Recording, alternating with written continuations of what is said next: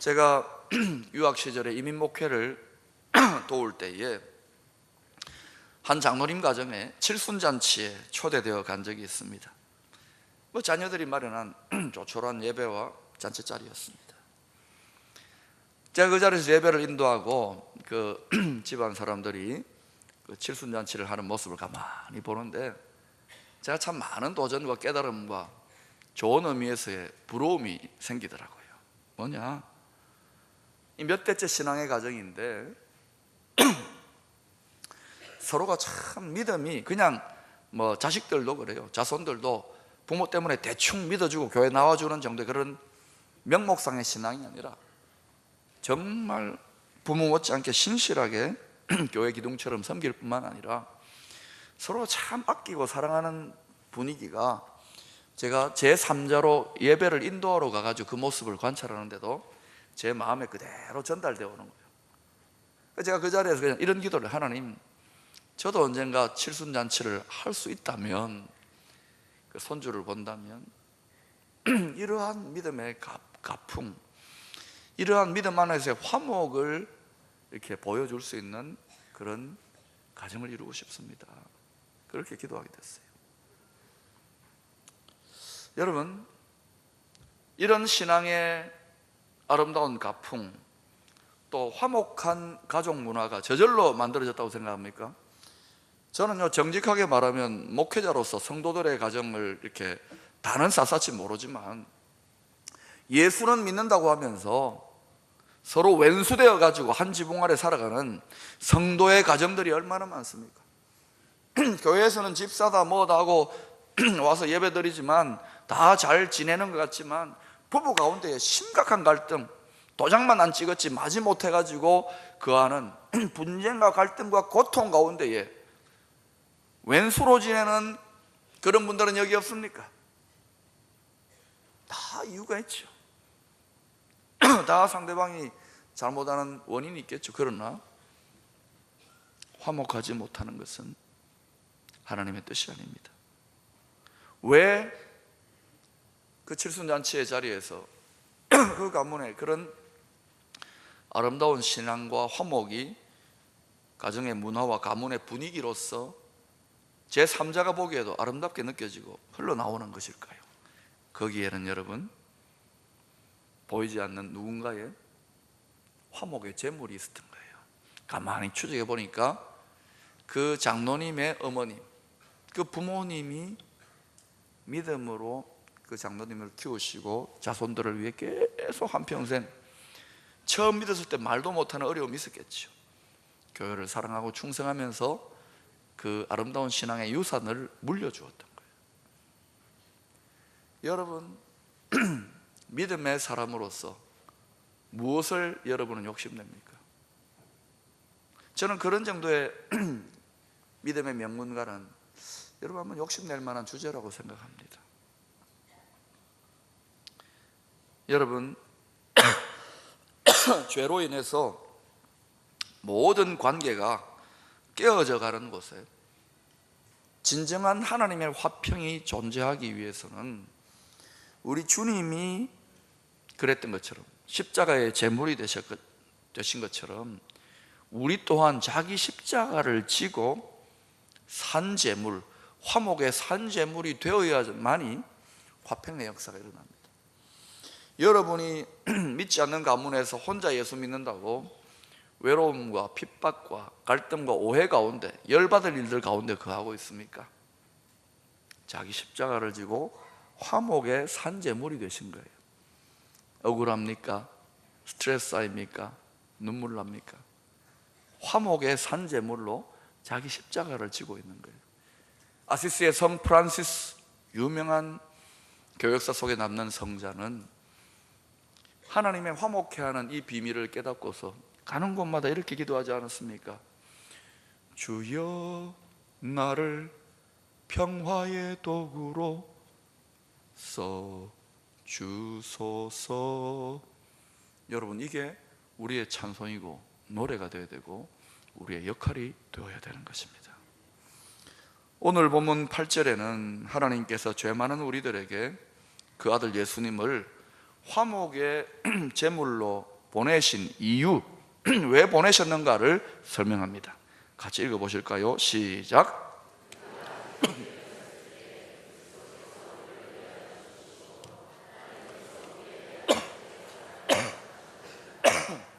여러분, 왜 하나밖에 없는 자기 아들을 잡으실 정도로 우리를 사랑하신 것일까요? 여러분이 누구를 사랑한다고 해서 여러분 아들을 잡지는 않지 않습니까? 왜 그토록 미쳐버린 것 같은 사랑을 하시는 것일까요? 이 죄인인데도 불구하고, 하나님의 원수로 행하는데도 불구하고. 이유가 뭘까요?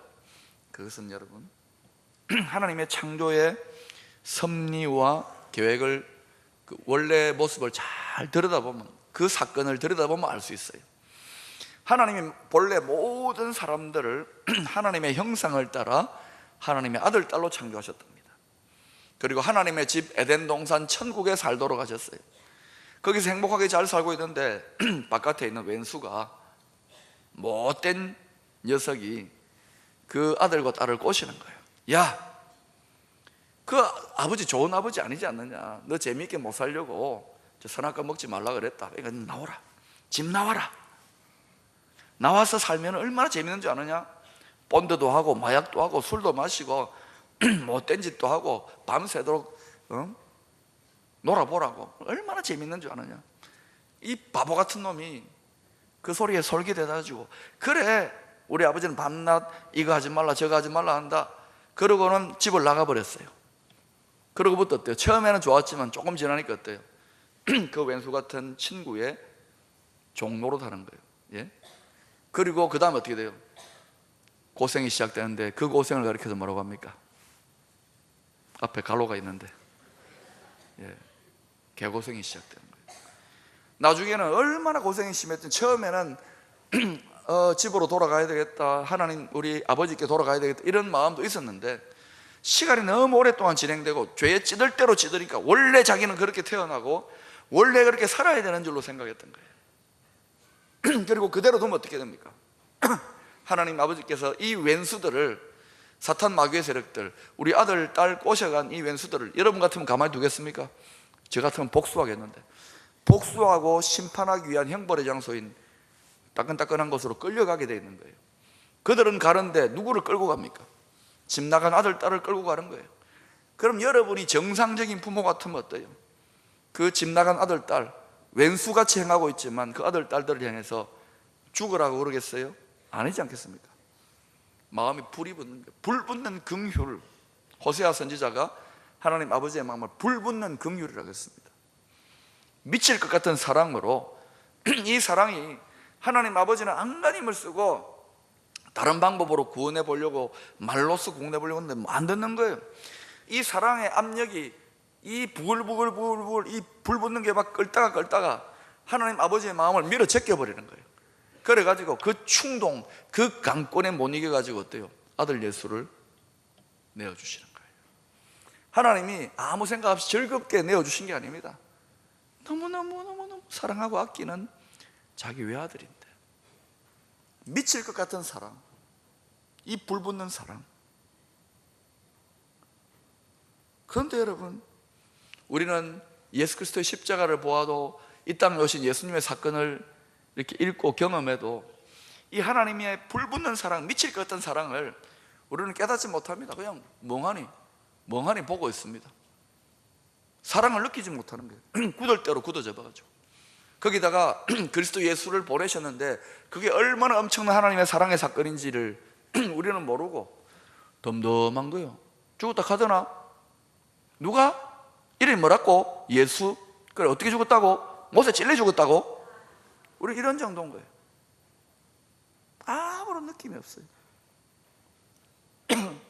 이런 우리들에게 이 십자가에 나타난 하나님의 사랑을 깨닫게 하려는 것은 마치 삼중장애를 겪고 있는 헬렌 켈러에게 말을 가르치고 또 이렇게 소통하는 법을 가르치는 것처럼 힘든 일이에요.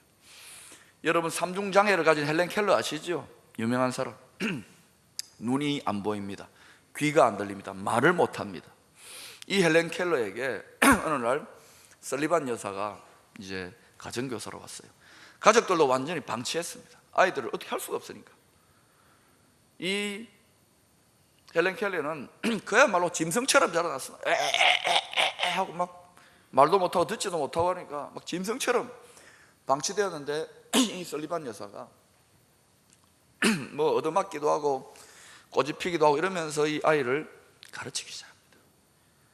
다 포기하는데 끝까지 포기하지 않는 사랑으로 끝까지 모든 것을 바라며 모든 것을 믿으며 모든 것을 견디며 모든 것을 소망하면서 이 아이를 가르칩니다.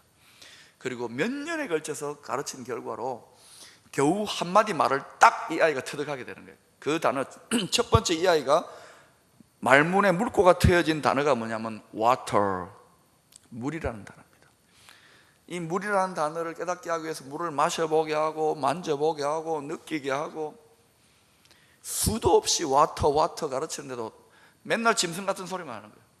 그러던 어느 날 바깥에 나가서 우물물을 탁 이렇게 손에 적셔주니까 이 아이가 갑자기 자기도 모르게 water 하는 거예요.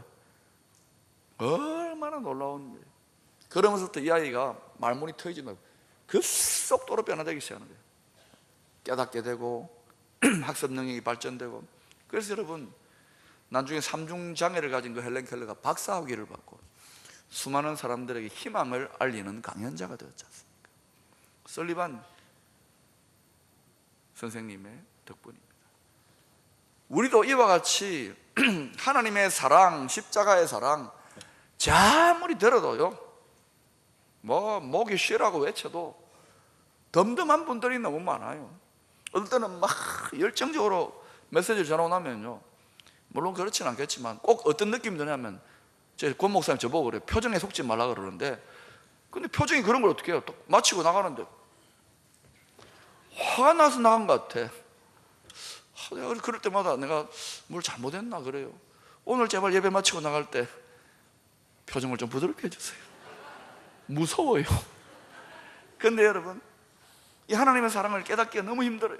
그런데 우리에게는 설리반 선생님보다 더 위대한 포기하지 않는 선생님이 계세요. 누구십니까? 보혜사, 스승사자입니다. 스승님이 계셔서 성령님이 우리에게 이 마음을 계시하고 깨닫고 느낄 수 있도록 끊임없이 도와주시는 거예요. 그런데 문제는 우리가 심각한 중증 장애인입니다. 못 느낍니다. 못 느끼는 게 당연합니다. 그런데 느끼게 해야 되는 거예요. 그러니까 누구 속이 터져나갑니까? 성령님이 속이 터져나가고, 또 먼저 느낀 분들의 속이 터져나가고, 또 누구 속이 터져나갈까요? 근데요, 못 느끼시는 분들은 정당한 이유가 있습니다. 목사님, 못 느끼는데 어쩌란 말입니까? 이게 정답입니다. 그러니까 얼굴 표정이 늘, 찬양을 해도 늘 신앙생활 재미가 없잖아요. 우리끼리 하는 말이지만. 왜 그럴까요? 신앙이라는 건 사랑에 빠지는 건데 이게 깨달아지지 않으니까. 그래서 노력하고 애쓰고 힘들어요, 이게. 그런데 여러분, 사실 힘든 것 같은데 깊이 생각하면 굉장히 쉽습니다. 너무너무 쉬워서 힘든 거예요. 왜냐? 여러분, 오늘 보면 5절에 이런 말씀이 나오지요. 같이 읽어볼까요? 시작. 우리에게 주신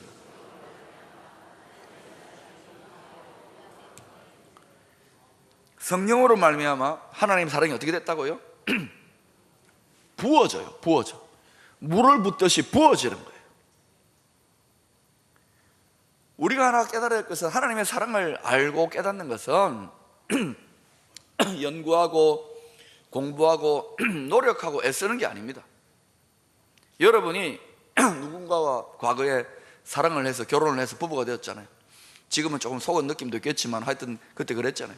너무너무 좋았어. 너무너무 막 밤에 잠도 못 자고 연애 편지도 쓰고 전화를 하면 막 가슴이 쿵쾅쿵쾅거리고, 또 앉아가지고 있으면 어때요? 우리 권사님들 옛날에 다 아대 안다고요. 네 이러고 다 그랬잖아요. 제가 다 알 것 같아요. 그때는 왜 그랬는지 몰라. 네? 자, 그런데 여러분, 이 사랑을 하기 위해서, 그때 그 사랑을 느끼기 위해서 여러분이 논문 썼습니까?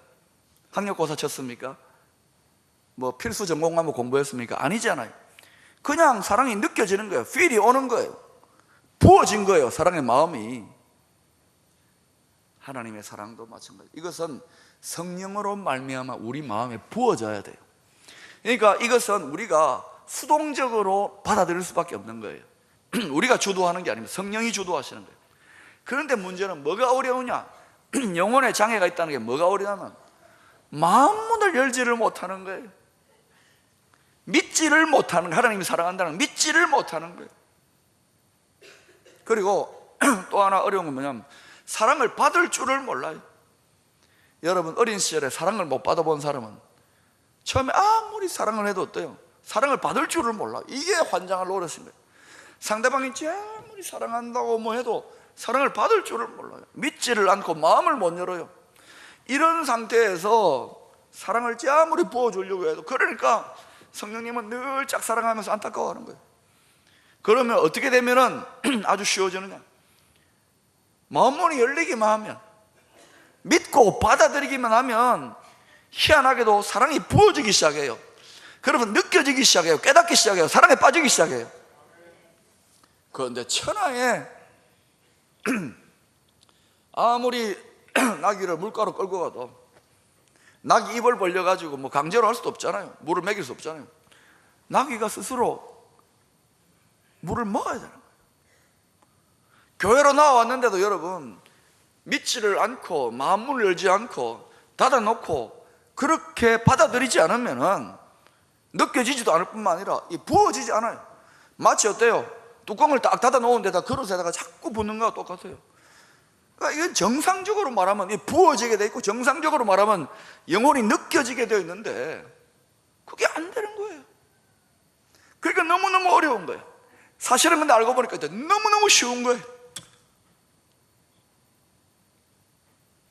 우리에게 사랑의 장애물이 있는 거예요. 뚜껑이 있는 거예요.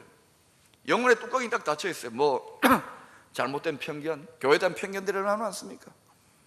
고집, 하나님에 대한 오해, 상처, 자존심, 이런 것들로 뚜껑이 닫혀져 있으니까 이걸 제거하고 믿고 받아들여야 되는데 장애물이 있는 거예요. 우리가 이 사랑을 깨달을 뿐만 아니라 또 무엇을 깨달아야 되냐? 성령으로 깨달을 게 있습니다. 그건 뭐냐면 우리가 믿지 않는 상태에 있을 때에 얼마나 심각한 상태에 있었는지. 집 나간 아들의 상태에 있을 때 어떻게 됐냐? 하나님이 그 원수 마귀의 세력들, 아들 딸들을 꼬셔가지고 망하는 길로 데리고 가니까 하나님 아버지가 복수를 해야 될 거 아닙니까? 이 사람들을 위한 심판의 칼을 갈고 있는데 얘들이 끝까지 아버지 말 안 듣고 원수 편에 가다 보니까 자식이 아니라 왼수인 거예요. 그래서 오늘 8절부터 10절까지 보면은 하나님과 분리된 죄인이다, 영원히 죽을 수밖에 없는 진노 가운데 거하고 있다, 하나님과 원수된 망하는 멸망의 상태로 살고 있다, 이렇게 이야기하고 있는 거예요. 심각한 상태인 거예요. 믿지 않고 있는 것이 그냥 하나님하고 관계없어, 그게 아닌 거예요. 원수인 거예요. 원수. 망하는 거예요. 그 자녀를 위해 망하는 것을, 멸망을, 지옥을 예비한 건 아니지만은 사탄 마귀를 위하여 예배한 형벌의 장소에 도매금으로 떠넘겨지는 거예요. 얼마나 심각한 상태인지 아시겠어요? 이것을 진리를 통하여, 성령의 계시를 통하여 깨달아져야 되는 거예요. 이 하나님의 놀라운 사랑과 우리가 얼마나 위중한 상태에 있었는지를 깨닫게 될 때 거기에 감격과 기쁨과 즐거움이 임하는 거예요. 근데 이 깨달음이 없으니까 예수를 믿어도 하나도 즐겁지 않아요. 하나도 좋지 않아요. 자, 여러분, 이런 심각한 상태에 있다가 구원을 받았으면 어떻게 살아야 되느냐? 1절에서 이렇게 권면하고 있습니다. 그러므로 우리가 믿음으로 의롭다 하심을 받았으니 우리 주 예수로 말미암아 하나님과 뭐 하자고요? 화평을 누리자. 누려야 되는 거예요. 누려야 되는 거예요. 신앙생활을 누려야 되는 거예요. 이 화평을 누리지 못하는 분들이 너무 많잖아요. 누릴 줄 알아야 돼요. 신앙을. 또 2절과 11절에는 이렇게 고면하고 있습니다. 하나님의 영광을 바라고 즐거워하느니라, 하나님 안에서 또한 즐거워하느니라. 누리고 즐거워하는 것이 정상이에요.